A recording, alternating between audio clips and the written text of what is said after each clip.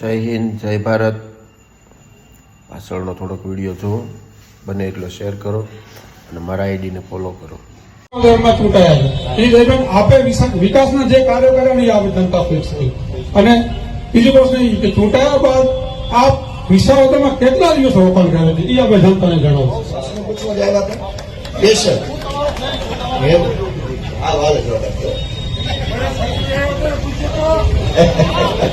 છે ને હાલ કઈ વાંધો નહીં.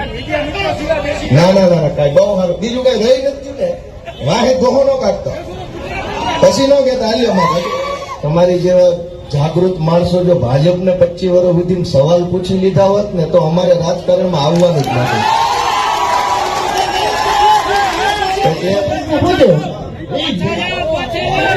હવે કોઈ બાકી રહી ગયું ભાઈ તમારે? ના ભાઈ બીજો કઈ બાકી રહી ગયું તો ભાઈ તમે આવી જાય એકવાર પૂછી લો એટલે શાંતિ થઈ જાય. આવો ઉપર લઈ આવો.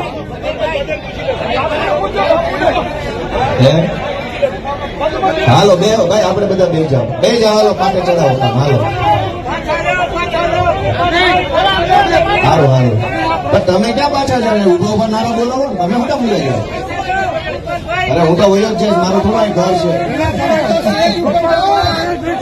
હવે ભાઈ ભારત માતા કી જય. હવે મિત્રો,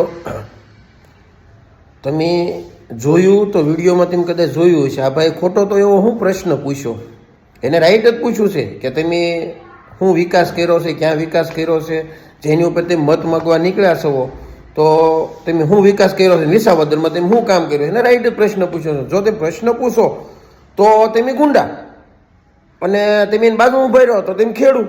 એ તો સારું કેવું કહેવાય.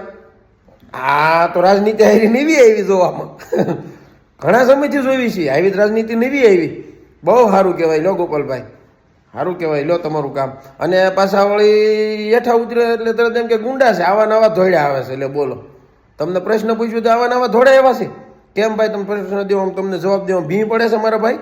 હે તો તે મુકામ ને ટેજ ઉપર ભાઈ હેઠા વહી આવો. ન જવાબ દઈ શકતો હતો. આપણે આમાં સત્તા હોવી જોઈએ ભાઈ. ધારાસભ્ય બનવું છે, એમને થોડું બનાય છે. અને ભાજપને તેરી વાર પૂછ્યા કે ન પૂછ્યા, ભાજપે બધા કામ કર્યા છે.